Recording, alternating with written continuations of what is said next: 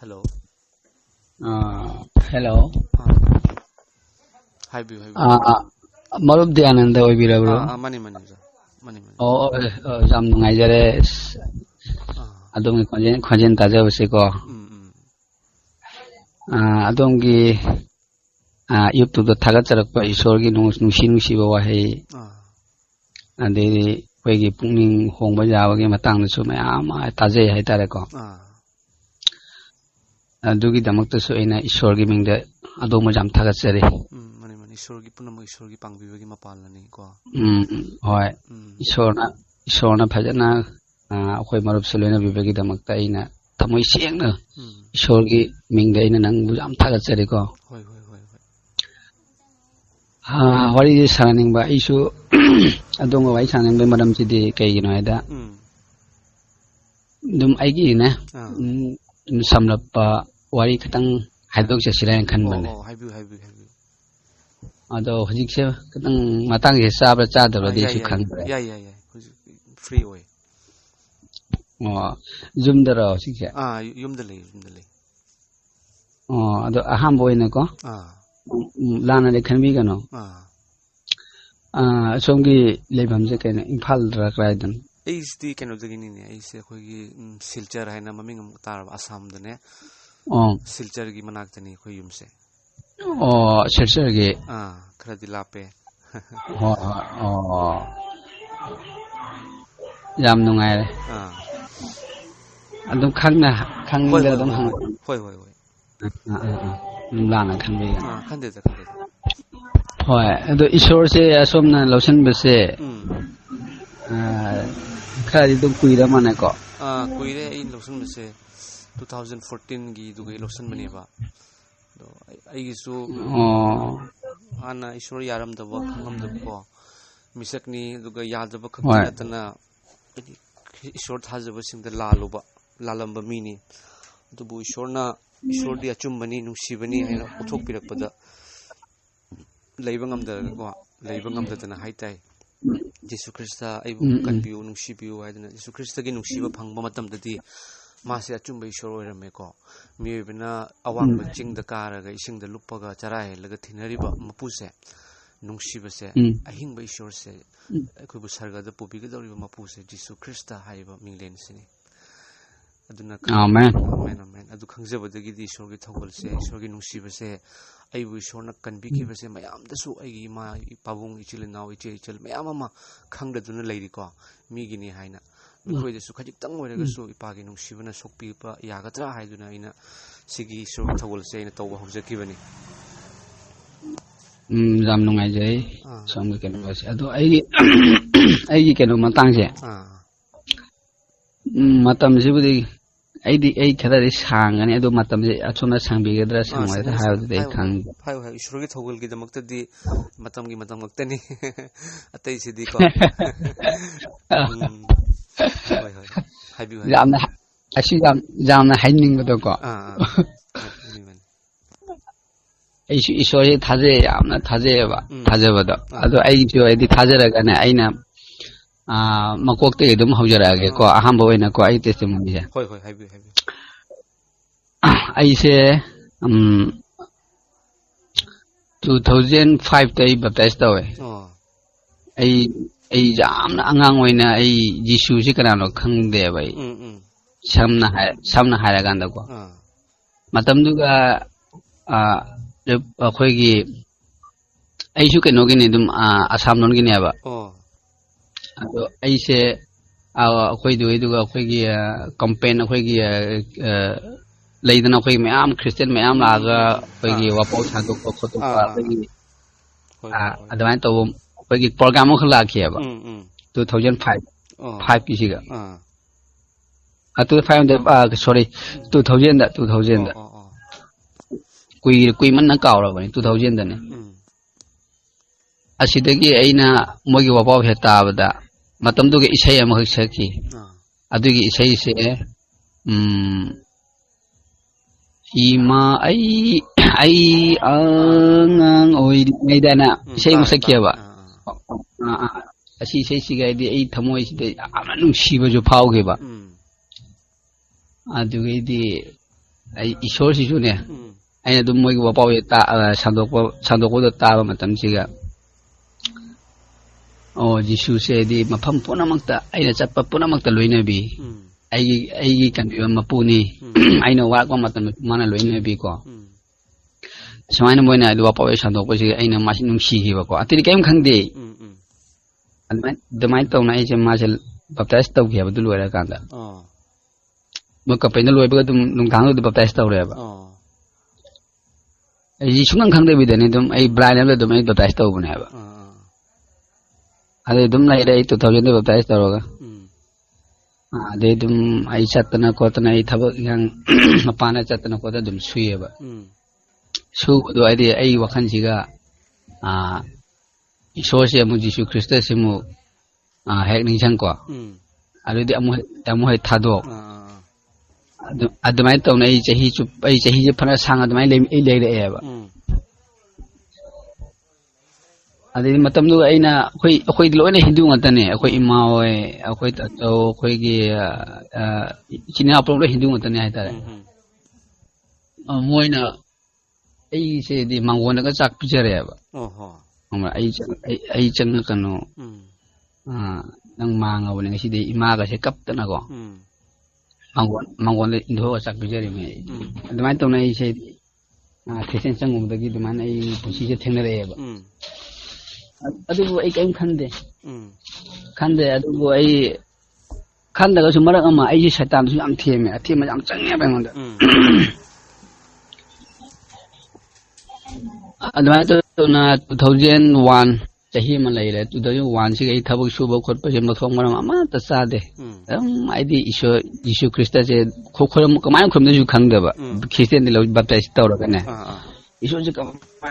de su khang da ba mayam su dum khoirame ai thamo ji kamana khum na su khang da ba ko matam du gane gai dum taw na lelak pasina di chalo ba mafam ji gai di ango da thabo su sa matam mangwan se oi de daw su ja adu gi lelak paduna 2005 siga mu ai se atopa lam da di koi India nanta bada ko adi atopo outside ta chalaga su le re ba adu matam du ga ise di adum atopa hindu gi line moi buddhism do buddhist ki koi gi buddha ga do adu ga do khoiram dana dum laiba ko isor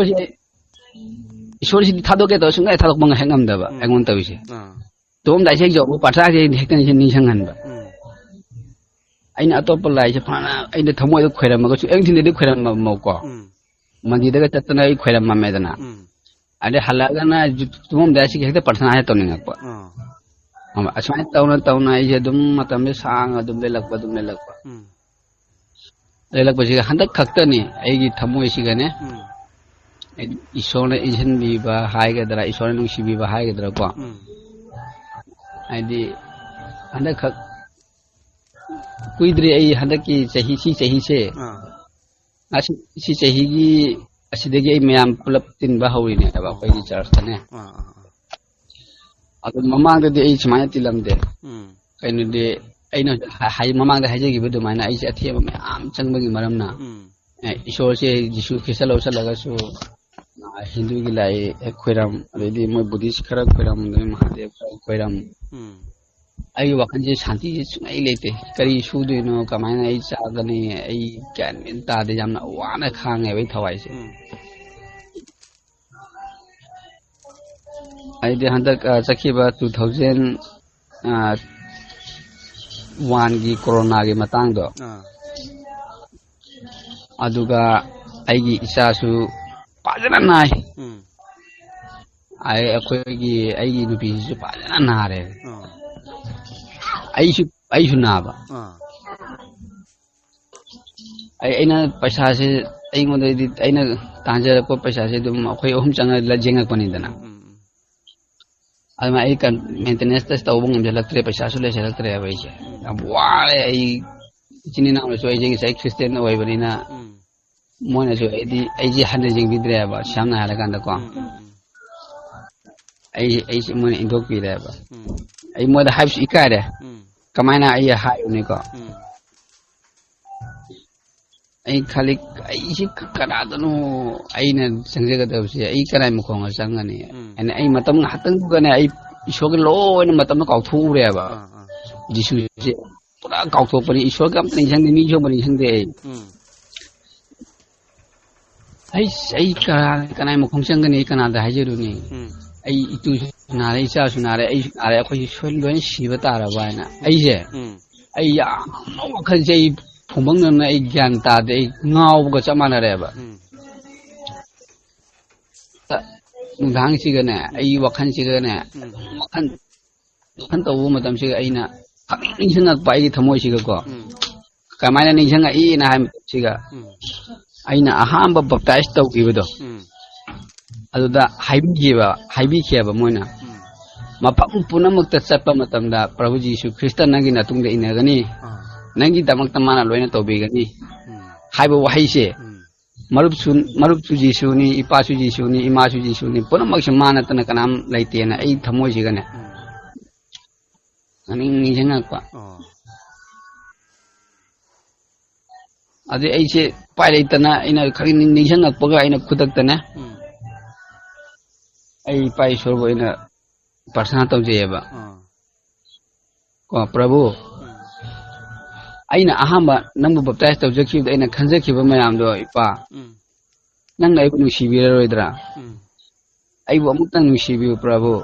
ai gi kana asu le jedre ipa nang ai gi thamoi sokbiu ai gi thamoi je khangbiu Prabhu aina mauna kappaga aina mauna haijeba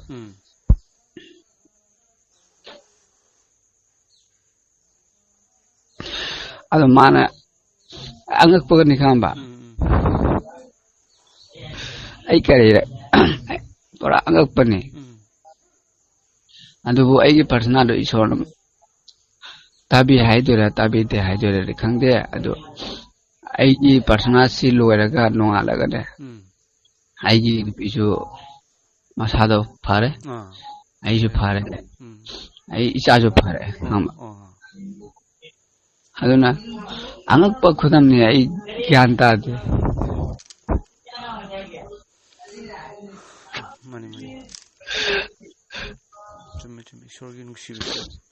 akhoi ne ishwar bu kaw su ishwar na di akhoi bu thadok bi de natra ishwar thadok te aduna nuksi bi ai na haje ning bari nangi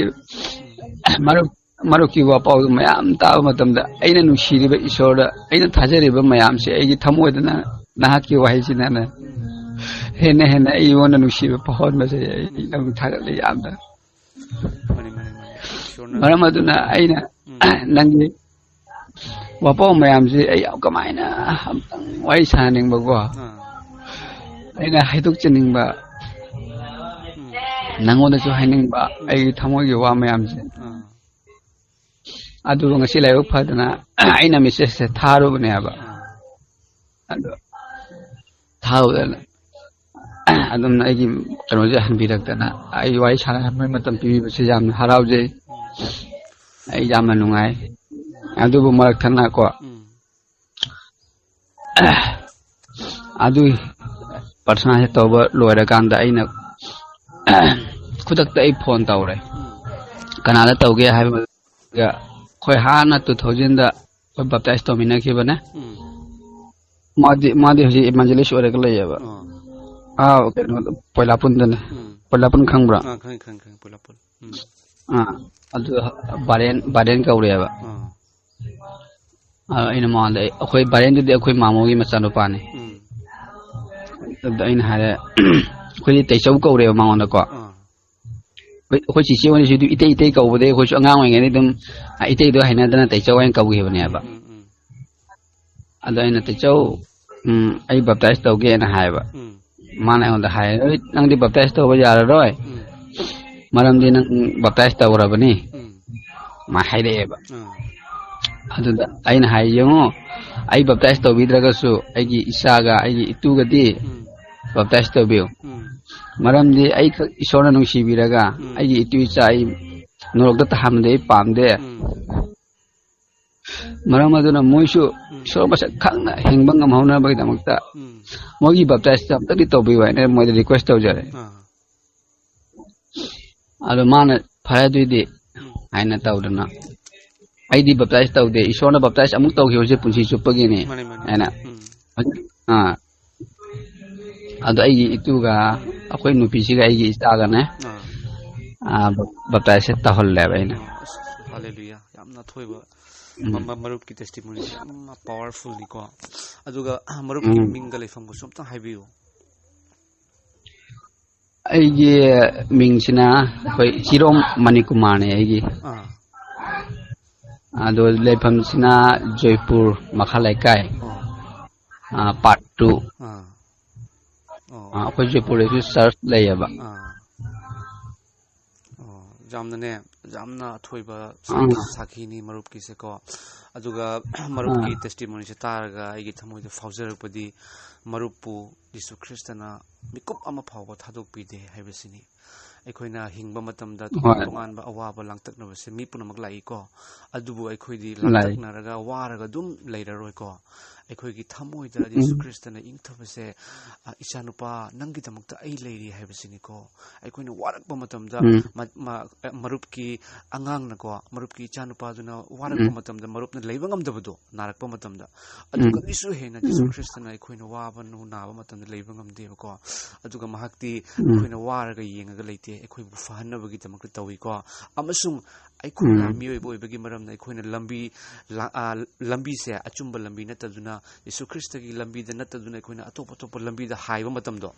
aduga sumahakna achumba aise achumba ni haina khanganabagi damakta mahakna aikoibu su hotnabiribani ko aikoina fattaba oiraga aikoibu hene nungsibiba amasung aikoina fattaba oikigadabadagi afaba romda pubirakpa mapuni ko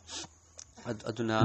marupki family shona yamna nungsi haibase aina marupta haijiningi marupki family bu Yesu Kristana lomba naidaba sargado aduga thambiba wisanu marupka ega ngasi ishorna ayuk manta asida wari sanahanbi base ishorgi amna chawwa thokolamani marupki sakhi se testimony se ai hapchage mayamda marupki thawal sargalebakta marupki su yamna mana chawna bagi damakta ko aduga asisu marupta phongdok hanabagi damakta ishorna honabibani madudi marup se yamna ishorna nungsi marup amasung marupki family angang singbu ishorna lomba naidana thambigani matamduga marupta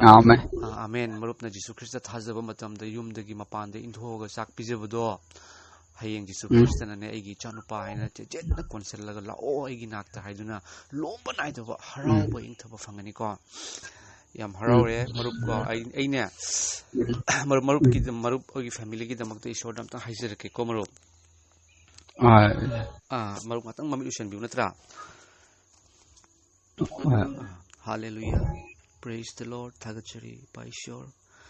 leshem biwa maru lohum leshem biwa ipa nahakpu ahan bada mapal na itna thagachari by sure ipa nahaki thaujana ngasigi fazarba ayugasida ipa na nungsibiba ipa na khandokbiba ipa gi athoiba machanupa aigi marupka ipagi thaujaldagi aigi marupka aiga wari sanahan biduna marupki athoiba ipana marupu nungsi haibagi sakhi se phungdok pirakpa ngamhan bibagi damak thagachari pa ishor ipagi mingkhei minglen hena wangbo isanu ipa marup amasung magi nupi angangsing marupki family bu mekoina leiriba mafamda mekogi yumda Yesu Krista ipana hakna ningthau gumna panbiu phattabagi thaurang amatana changba sokpa ngaman biganu ipa ishor marupki punsi magi nupi amasung magi angang ipagi khutta sinajarabani ipa ishor masidagidi ipa mekoida tabi hiram khudingmakta ina khunba haibadu ohenbiu thamoida thawaida hiram hakchangda hiram khudingmakta ina khunba haibadu ohenbiu ipa ishor ipa nasana khangi nasai marup nasu khangi nasai khoidi matik chadabani ipa nasai khoidi pangbani adubu ipa ishor matik chadaba papi khoibu kanbinabagini ko jisu nangna wakhiba nangna cross ta ita khibado ipa ishor amasung hingat khibado aibu thajaba sa ingonda la o aina ne khoibu potha halage haibani ipa nangum na khoibu nungsiba kanasu yaude ipa nangum na khoina phattaba khoigi damakta makutta yopi makhongda yopi anaba khangkhiba kanasu yaude ipa nasa aikoina ipa bu fangjabasi am harause ipa nahakki nungsibibagi mapalani ko aikoina khangba haiba laik haiba ina khunbadagi ipa Jesu nang phangjaba natte adubu aikoina matik chada boibagi damakta ipana aigi chanupa ichanupi singse mangba tare norokta taba tare khanbagi damakta ipana aikoibu konsil bi thagachuri ipa lemhoriba matam lakadoriba punsi chupa nacha aigi marup ki imung manunggi punsi aduga ipa bu thajakraba singi punsi ipa gi khutta senajari hen ipa gi thagul tawjage aikoibu maimkup punamakta nungsibiba mikup ama phawba thadokpi daba mapu Jesu Christ gi ahingba minglenda thagachaba ga loinana khuramjaribani amen.